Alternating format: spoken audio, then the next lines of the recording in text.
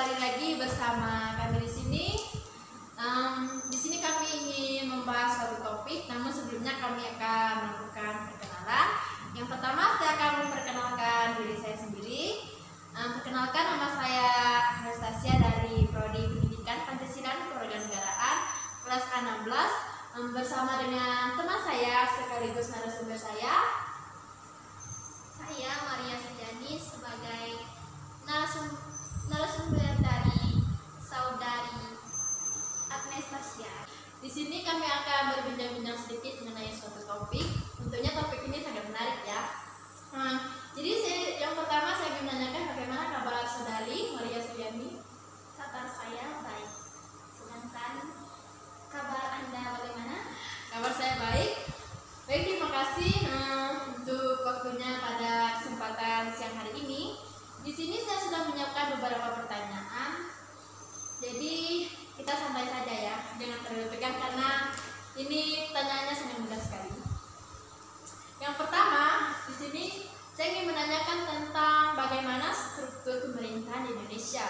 Apakah sudah berjalan dengan baik atau bagaimana menurut saudari Maria?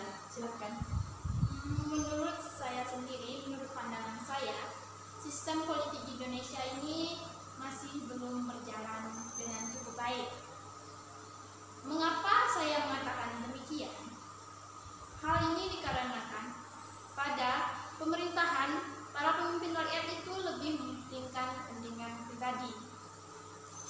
Misalnya pada pembangunan infrastruktur jalan. Seharusnya pembangunan jalan itu lebih membutuhkan dana yang lebih besar. Namun, dana yang digunakan untuk membangun pembangunan tersebut digunakan lebih untuk kepentingan pribadi daripada untuk kualitas pembangunan tersebut. Sehingga kualitas pembangunan jalan tersebut, sehingga jalannya itu mudah rusak dan jalannya tidak bisa digunakan dengan baik.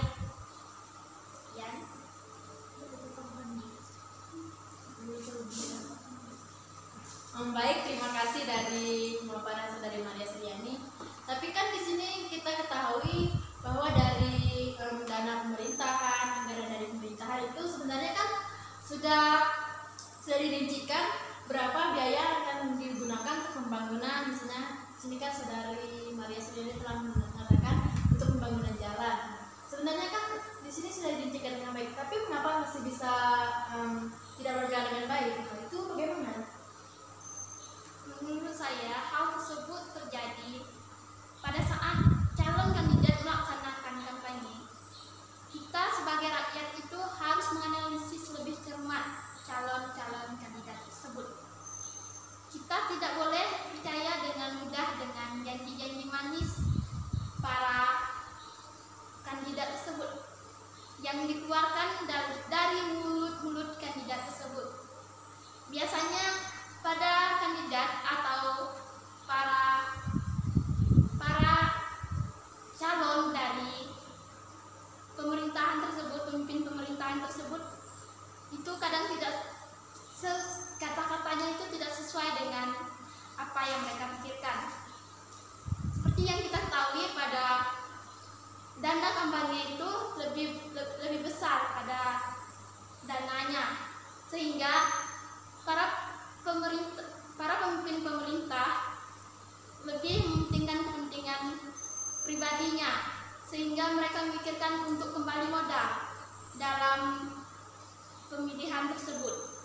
Jadi para pemimpin tersebut lebih memikirkan untuk kepentingan mereka tersendiri.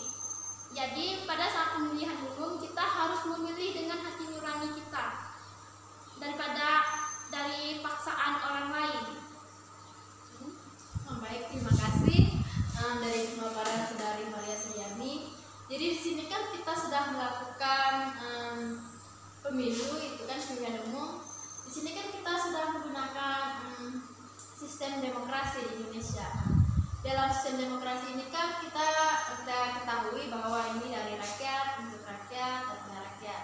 Tapi pada saat pemilu, pada saat pemilihan umum, mengapa masih ada juga maksud saya seperti ini, mengapa pada saat sudah dipilih yang sebagai pemerintah kekuasaan Indonesia, tapi pada saat sudah dipilih tadi yang melakukan misalnya kan sebetulnya terhadap pembangunan, mengapa terhadap pembangunan tidak bisa berjalan dengan baik?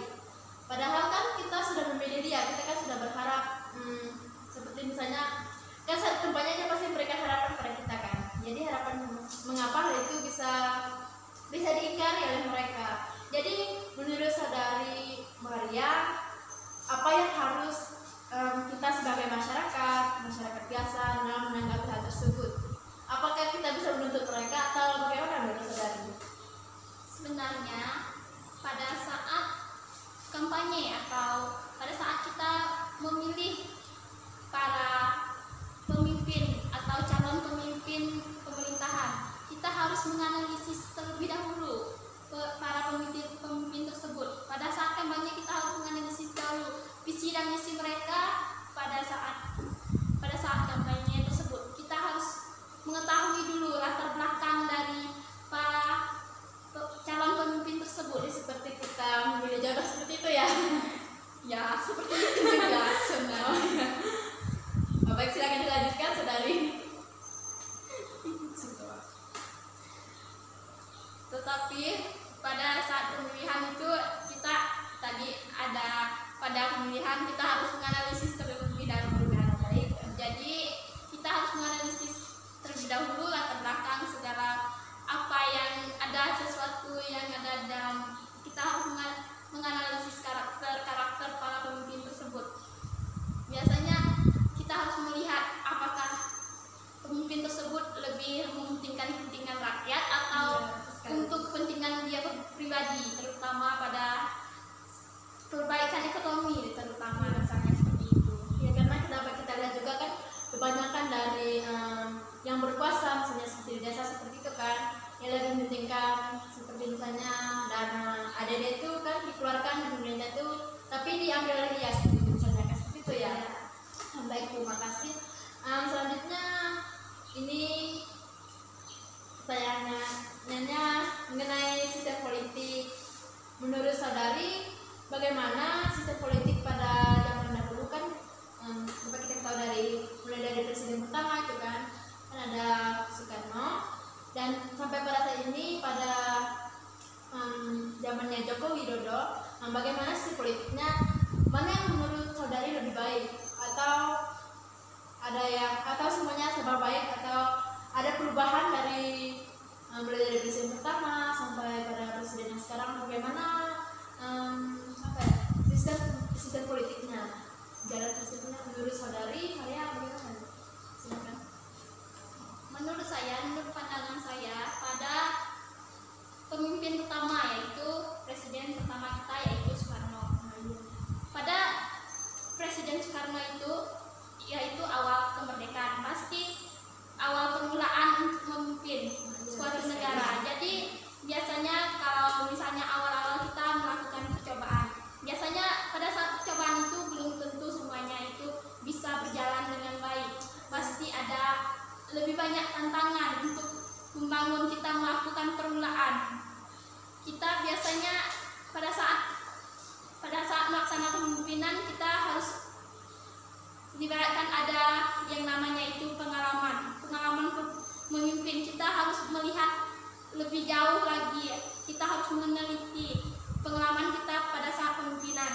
Biasanya pada kita memimpin kita biasanya mengetahui dulu kita harus melakukan apa. Namun pada pemimpinan Jokowi sendiri yang ini, berlanjut ke yang ini, pemimpin itu lebih mudah mengetahui apa yang harus dilakukan. Para pemimpin itu udah meneliti pemimpin sebelumnya, pengalaman para pemimpin sebelumnya. Jadi belajar dari pemimpin sebelumnya sehingga pemimpinannya itu lebih meningkat, lebih baik. Namun masih pada sistem pemimpinan ataupun sistem pemerintahan pada sekarang ini masih belum berjalan dengan baik. Tapi dibandingkan dengan yang dulu, sistem pemimpin yang sekarang ini sudah berjalan lebih baik dari yang dulu. Jadi menurut saudari sistem politik pemerintahan pada zamannya Soekarno itu masih belum bisa dikatakan dengan baik, tapi dibandingkan pada zaman kita sekarang ini, pada saat